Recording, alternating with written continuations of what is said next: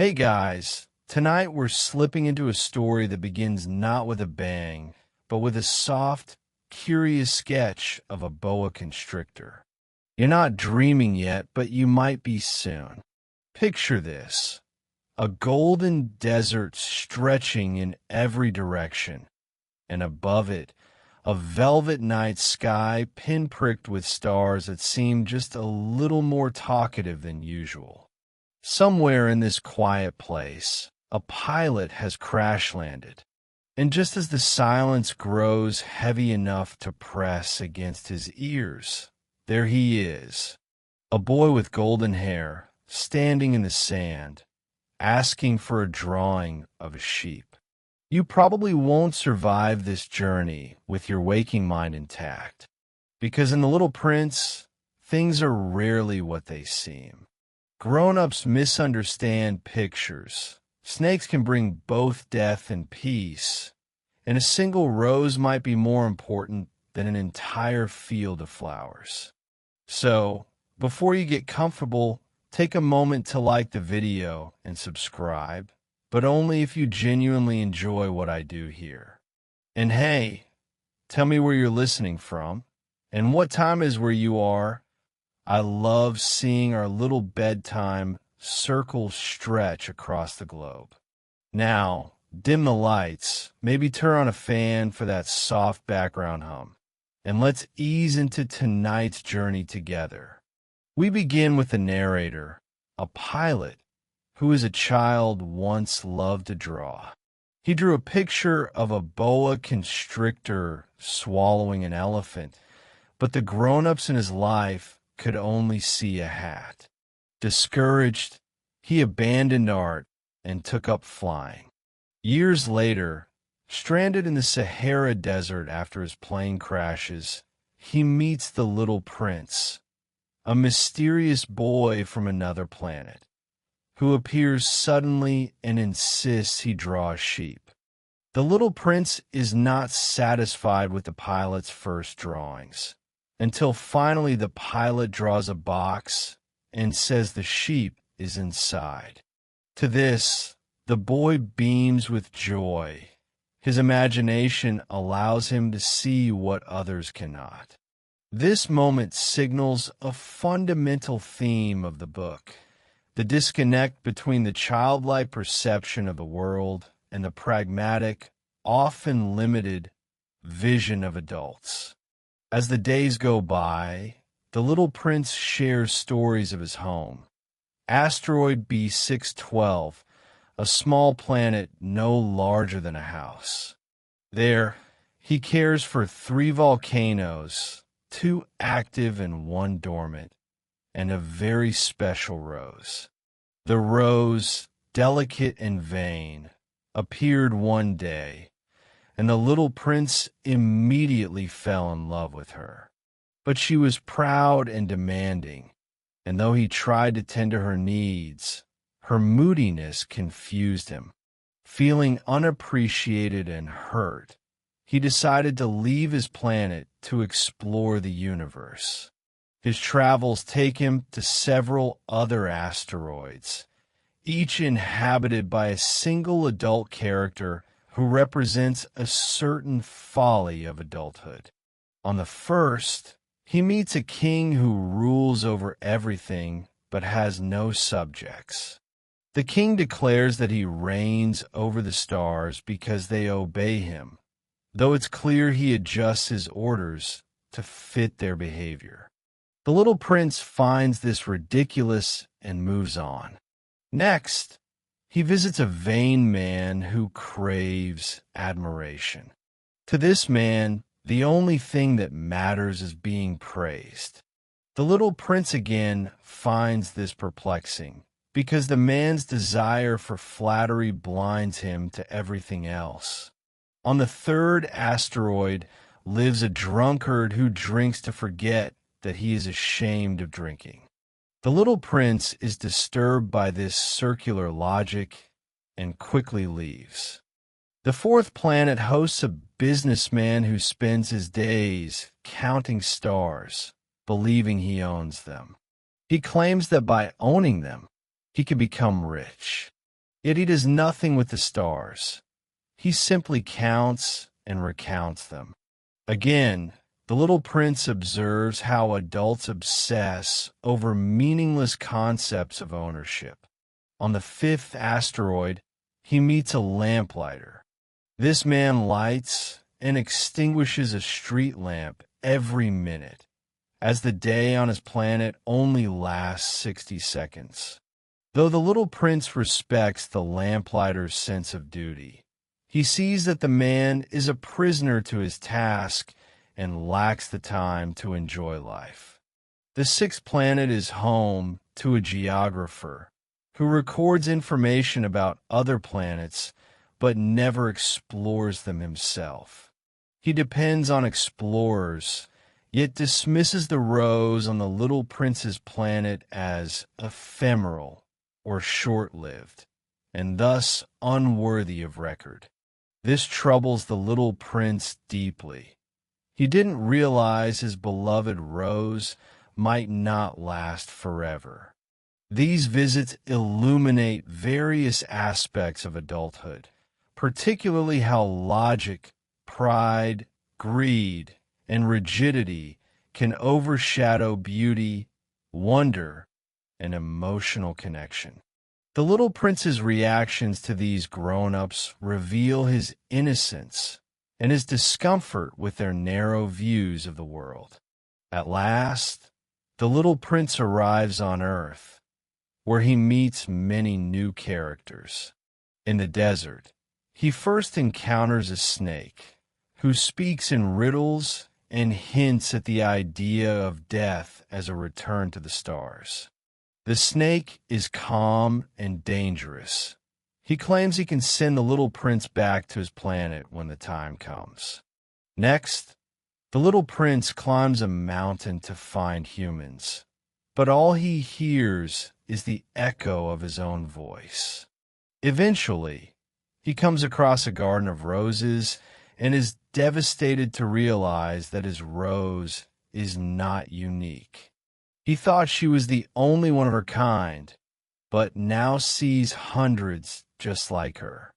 It is in this moment of despair that he meets the fox, who becomes a central figure in the story.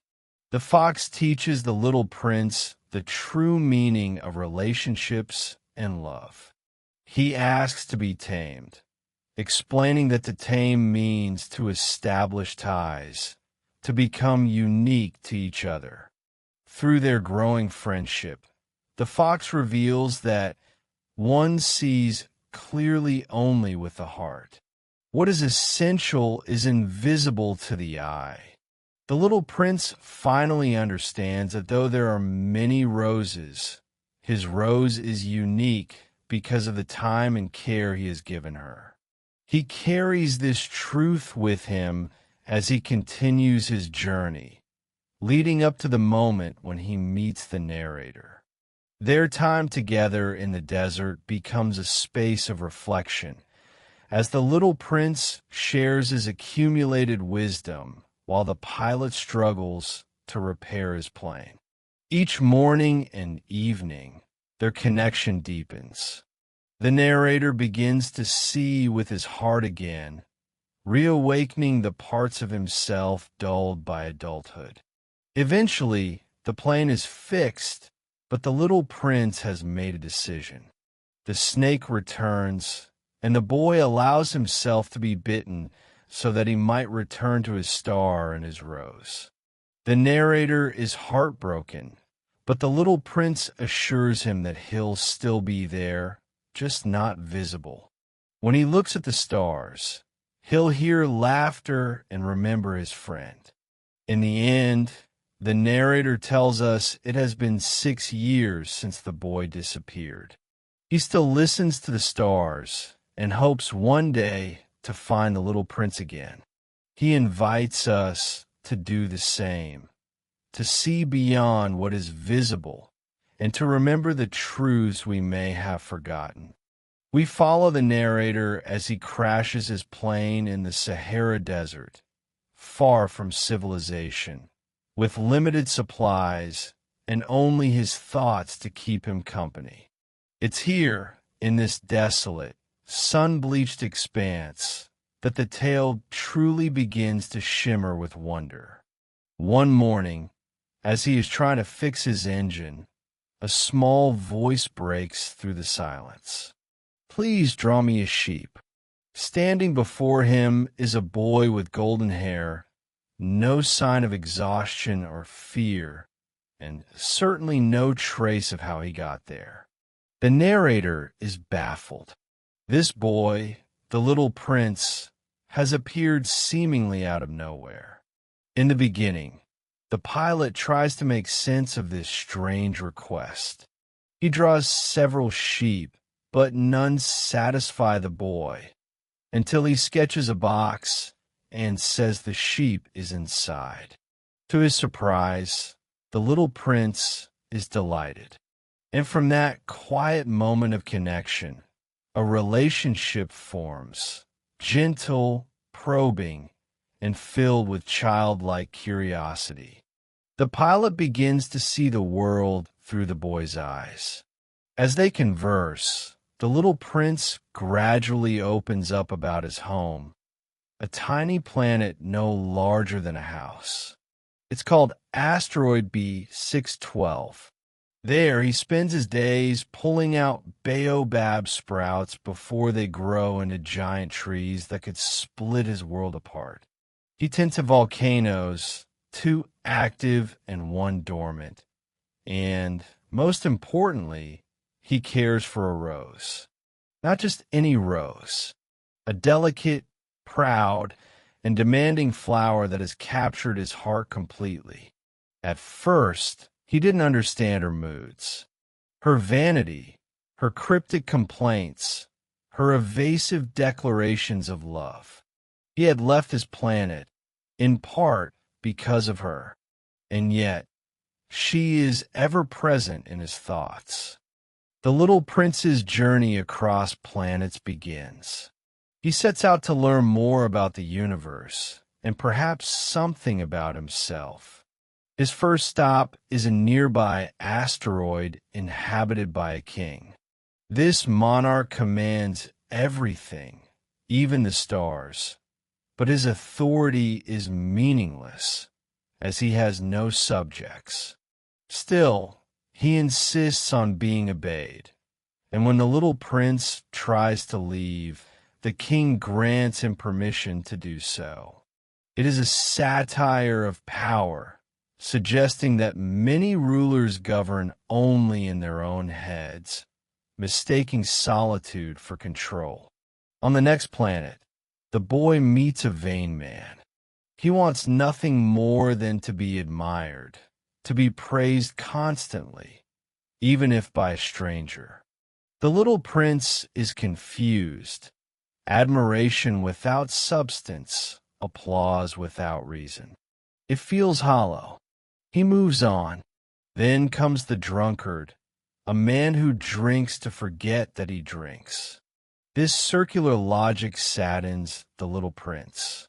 He begins to sense that grown-ups often live in patterns they cannot explain or escape, clinging to habits that only deepen their sadness. Next, a businessman occupies a fourth world, endlessly counting stars and claiming ownership over them. He believes himself wealthy because he can write down numbers and lock them in a safe. The little prince doesn't understand. What good is it to own the stars if you can't do anything with them? He asks. The businessman is too busy to answer. On the fifth planet, the boy meets a lamplighter. This man lights a street lamp at dusk and extinguishes it at dawn again and again, though his planet spins faster and faster, making days and nights only a minute long. The lamplighter's duty is noble, and the little prince respects him more than anyone else so far. At least he is doing something for others. But the man is exhausted, stuck in a routine that no longer serves any real purpose. The sixth planet is home to a geographer who records facts about the world but never explores it himself. He advises the little prince to visit Earth, saying it has a good reputation. The prince prepares himself for something entirely new. Upon arriving on Earth, the boy is astonished by its size and emptiness. He meets a snake who speaks in riddles and offers to return him to his planet with a single bite. The prince doesn't take the offer, but the possibility lingers, an escape hatch quietly introduced. As he wanders, he comes upon a rose garden.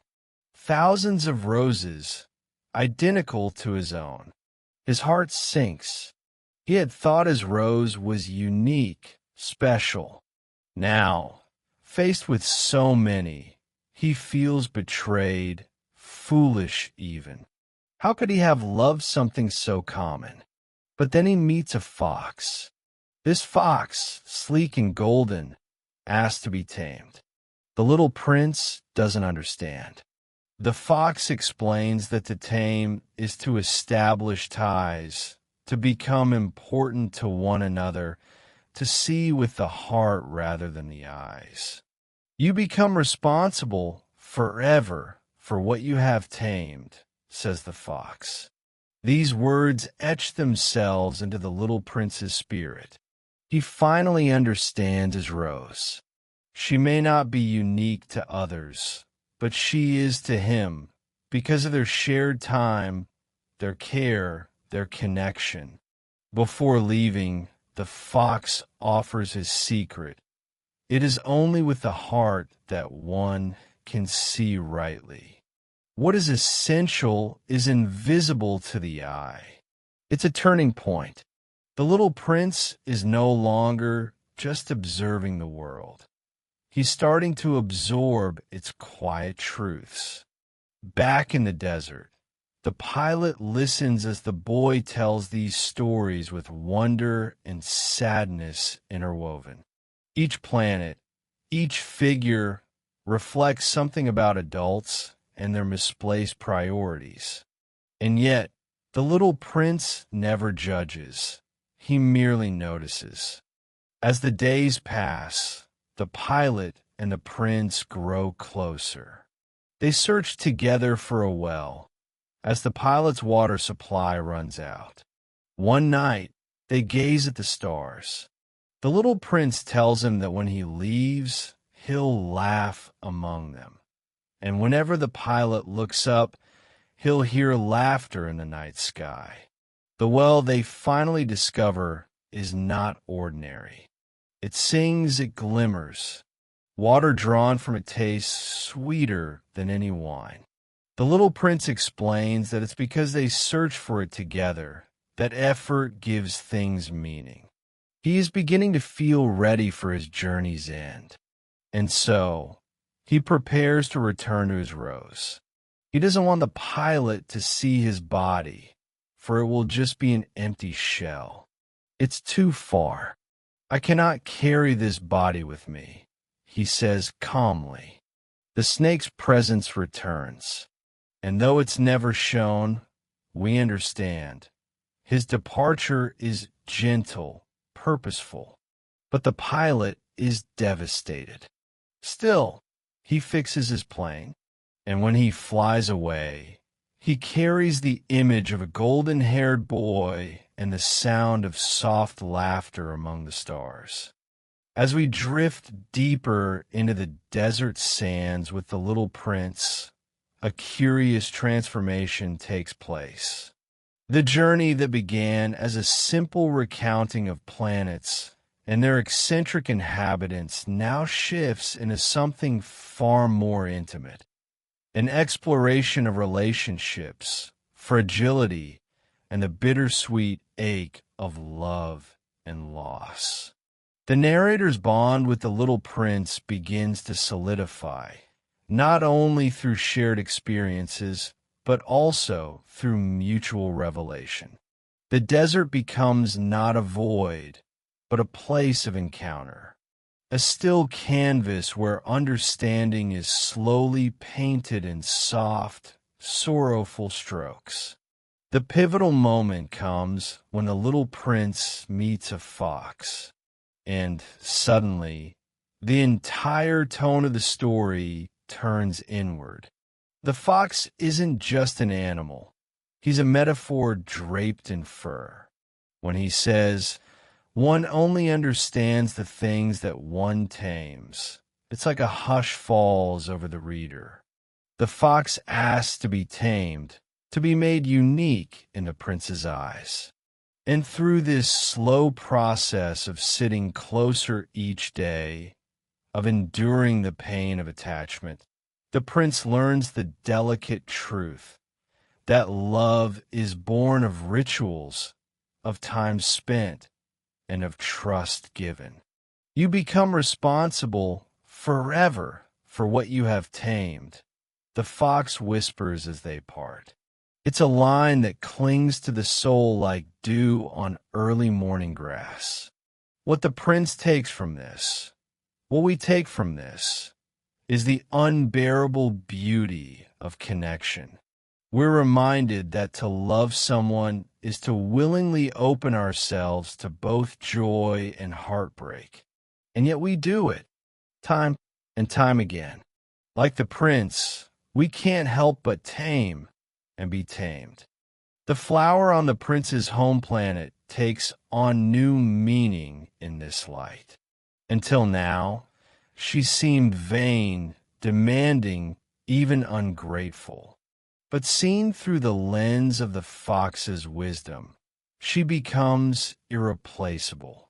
Her fragility, her contradictions, her petals curling in doubt and pride.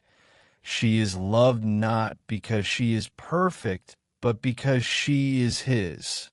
The prince realizes that she, of all the flowers in the universe, is his flower.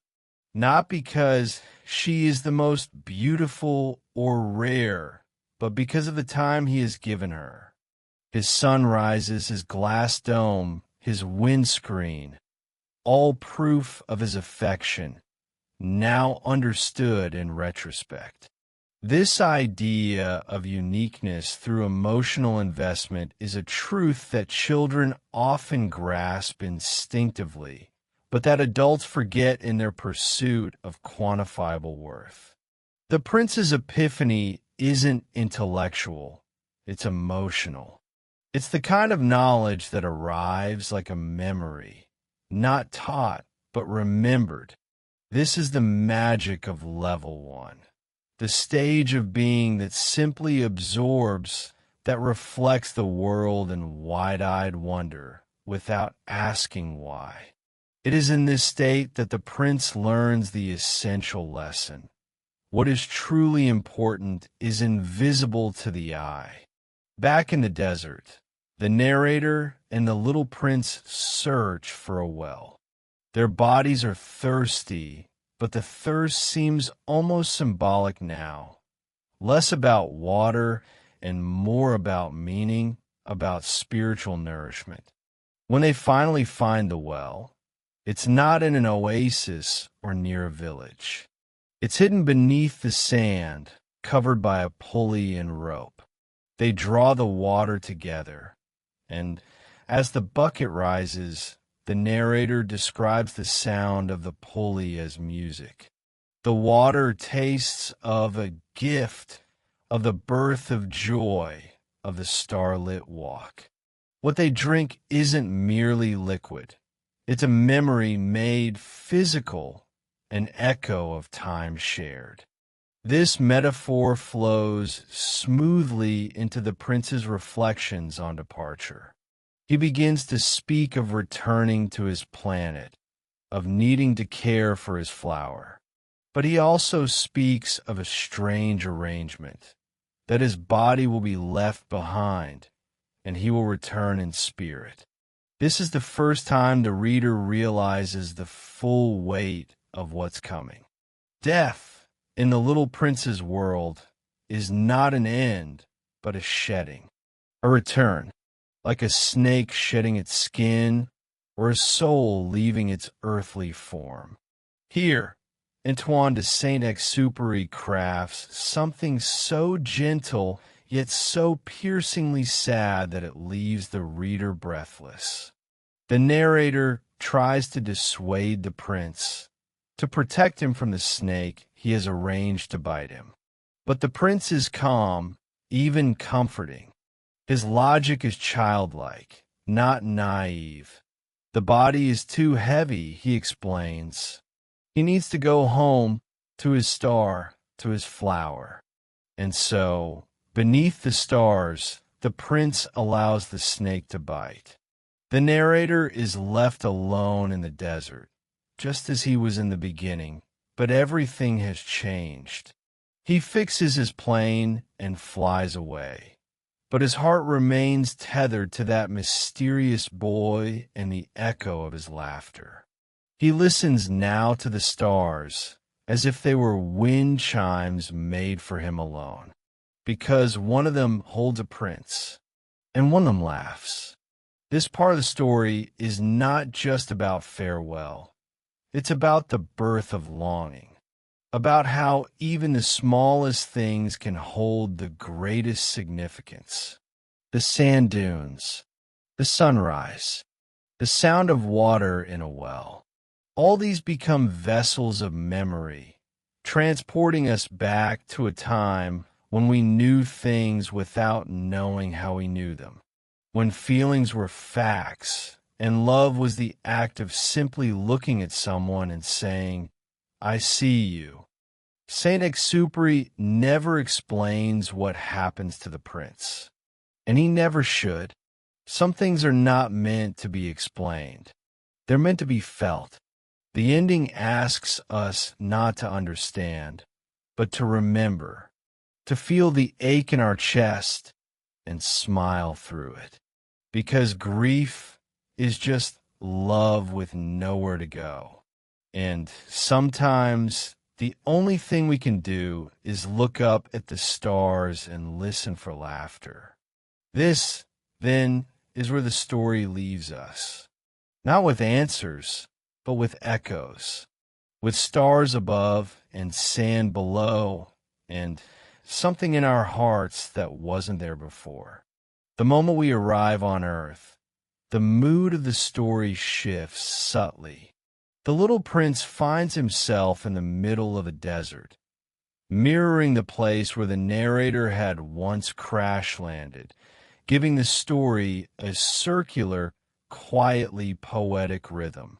The earth, in all its vastness and silence, becomes a place of both revelation and subtle heartbreak.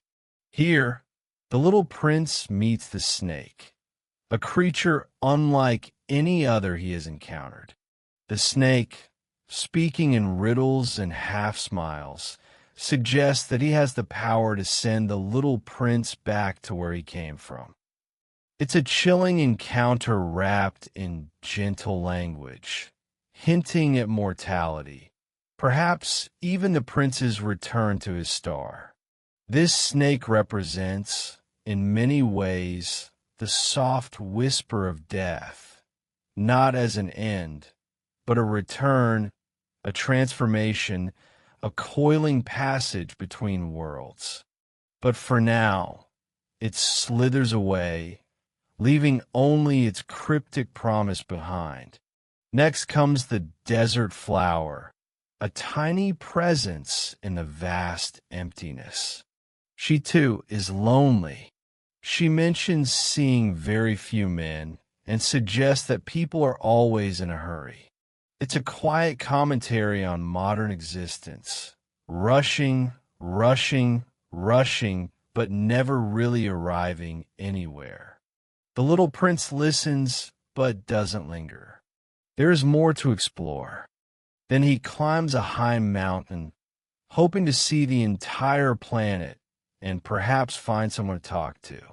But the mountain only echoes his words back to him, offering no conversation, only the emptiness of repetition. It's a strange moment of disillusionment. the world is vast, yet not necessarily welcoming. Here, Saint-Exupéry gently nudges us to consider that size and grandeur do not promise companionship or understanding. Eventually, the little prince stumbles upon a garden of roses, thousands of them. This sight wounds him. Until now, he had believed his rose to be unique. Seeing so many like her shakes his faith in her importance and his own identity. He lays in the grass, weeping. This moment is devastating in its simplicity. To think you possess something unique, only to discover it's one among many. It cuts to the heart of what it means to feel special, to be loved, to belong. But just as the prince begins to lose hope, he meets the fox. Ah, the fox. This is the emotional center of the book, the deep breath where everything stills and resonates. The fox is wary at first, but gradually warms up to the prince. He introduces the concept of taming, a word that means building a relationship, becoming unique to one another. Through repetition, ritual, and time, love grows. The fox tells the little prince, "You become responsible forever for what you have tamed." This single line, is the heartbeat of the story. Here, we find the book's clearest articulation of love, not as a feeling that simply arrives, but as a bond cultivated slowly, respectfully, and attentively. It is through taming that one flower, one person, one friend becomes different from all others. It's not about possession or rarity, but meaning built over time. The fox's wisdom leaves the little prince forever changed. He now understands that his rose is special, not because she's one of a kind in the universe, but because she is the one he watered, sheltered, listened to, and argued with. This transformation is the essence of level 1, awakening the senses. The prince moves from passive perception, merely seeing the world, to understanding, to feeling, to connection. He does not yet choose identity, but he learns that meaning is made in relationship, not in appearances. It is a quiet but seismic shift. Before parting, the fox gives the prince one final secret. What is essential is invisible to the eye. The heart, the bond, the love, these cannot be seen, only felt. This message is whispered through the whole book like a breeze through grass. Appearances deceive. Essence lies deeper. Now carrying the wisdom of the fox in his heart, the little prince returns to the garden of roses. But this time, he no longer feels broken.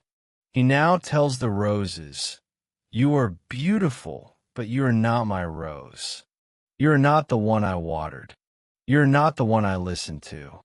You are not the one I protected."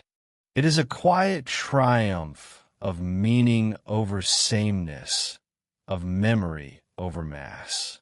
In these gentle realizations, we feel how childhood, in its truest form, is not naive. It is rich with depth and emotional clarity. The world of children is filled not only with wonder, but also with profound understanding, sometimes deeper than what adults can grasp.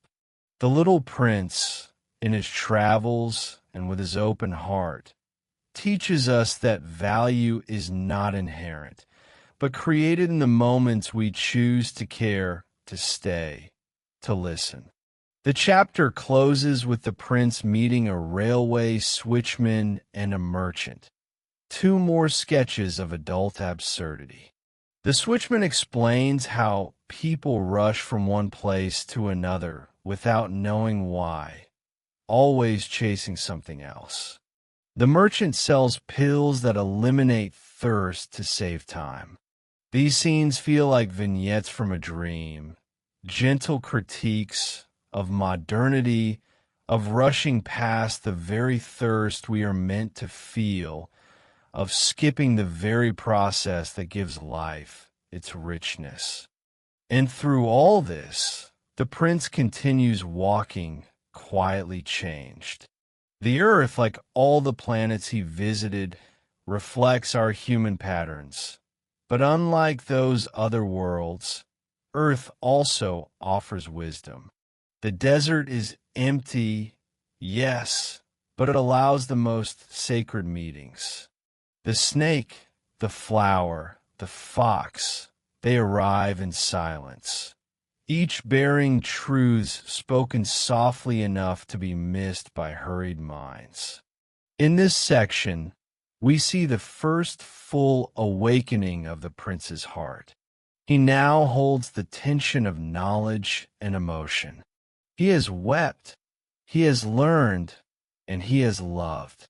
And in doing so, he begins to resemble something very close to a soul coming of age, not yet choosing identity, but recognizing the weight of relationship, the tether of memory, and the soft wisdom of connection. And now we find ourselves arriving at the final threads of this gentle constellation of a story. The Little Prince's journey, so simple in words, so deep in its meaning, draws to a close not with the loudness of answers, but with the hush of questions that linger. We return to the narrator, the pilot, stranded still in the desert.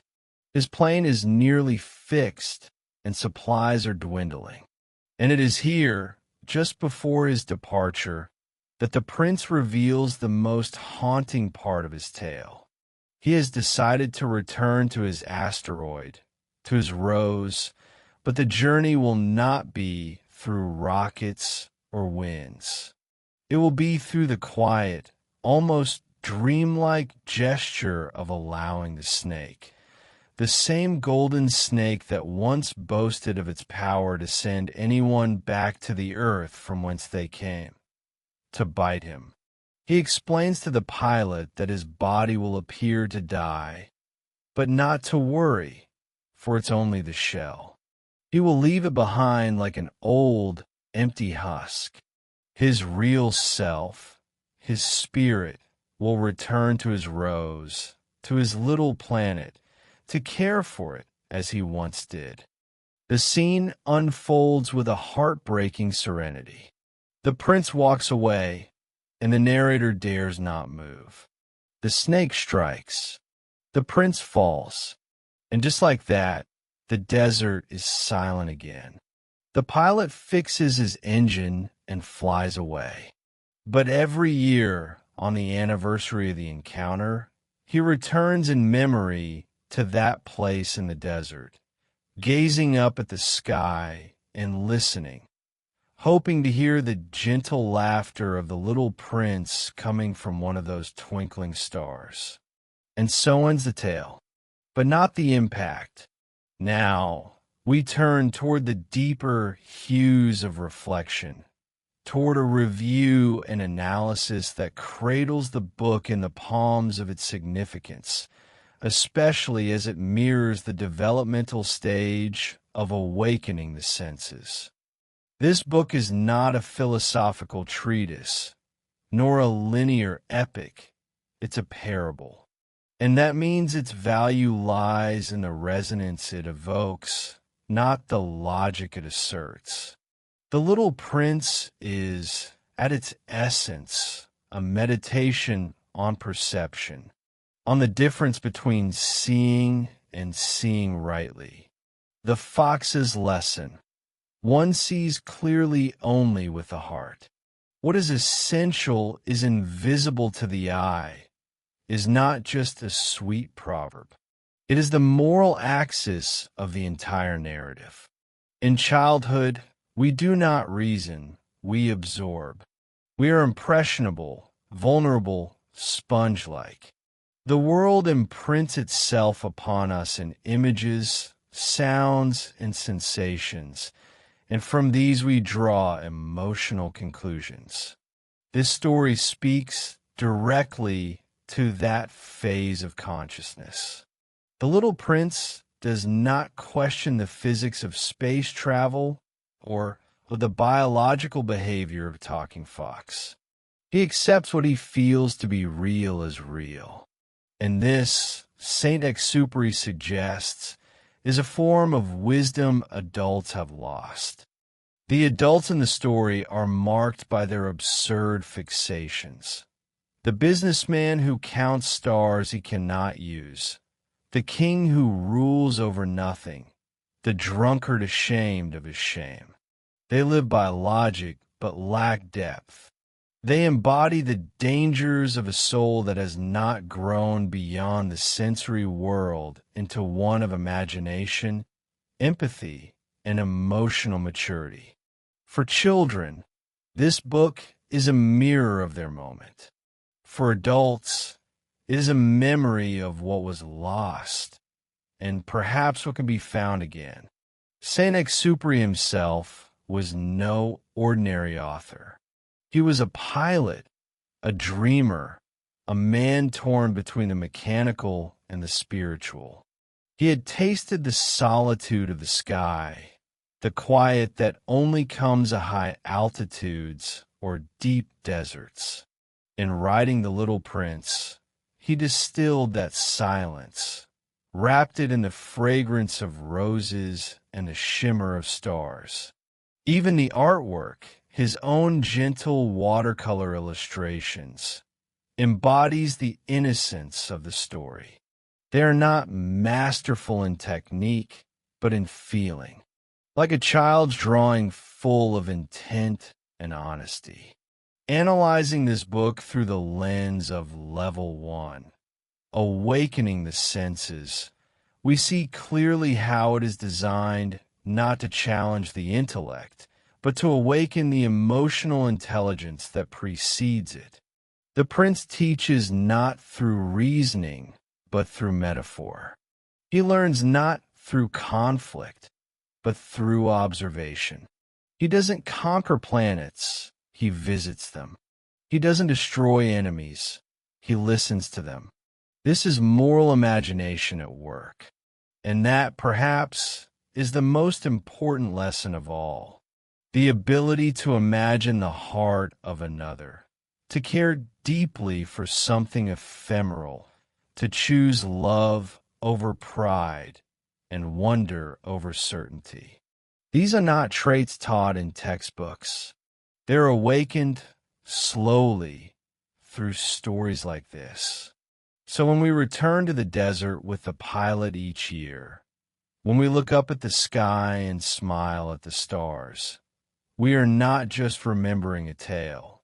We are remembering a way of seeing, a quieter way of being, a way of understanding the world that doesn't rely on the eye or the mind, but on the gentle listening of the soul.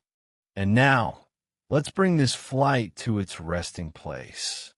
In the final passages of The Little Prince, the narrator writes with a hushed reverence, asking us, pleading with us, not to forget. He describes the spot in the desert where the prince disappeared, and he urges us, if someday you travel in the desert and you come across this place, please don't go on your way. Wait a little while under the star. If then a little man appears who laughs and has golden hair and refuses to answer questions, you'll know who he is. It is a final act of hope and a gentle breaking of the fourth wall, a call to every reader, young or old, to never allow the memory of the prince, or the part of ourselves he represents, to be buried under the weight of growing up. This book, written during the Second World War by a man who would vanish in a reconnaissance flight soon after, does not give us instructions or answers. It leaves us with impressions like footprints in sand or laughter in the stars. Its lasting power lies in its refusal to be resolved. The little prince does not return, not embody. His rose remains somewhere in the cosmos, fragile, waiting. And the narrator, Saint-Exupéry's stand-in, is left only with memories and the aching, quiet joy of having known him. But perhaps that is enough. For stories like this are not designed to be closed like a door, but open like a window, one that lets us look out into the vastness and at the same time look inward into the small but infinite landscape of the human heart. As we complete this commentary through the lens of the awakening the senses level of literary development, it becomes clear that The Little Prince offers more than just a reflection of this stage. It is a companion for it. It guides the reader to perceive beauty in vulnerability, to cherish the intangible, and to recognize that true understanding does not begin with intellect, but with attention, affection, and awe. This is a book best read with the heart. And when it is, it never truly ends. So, if someday you're walking beneath the stars and you feel suddenly that one of them is laughing or glowing just a little more warmly than the others, pause. He might be smiling at you.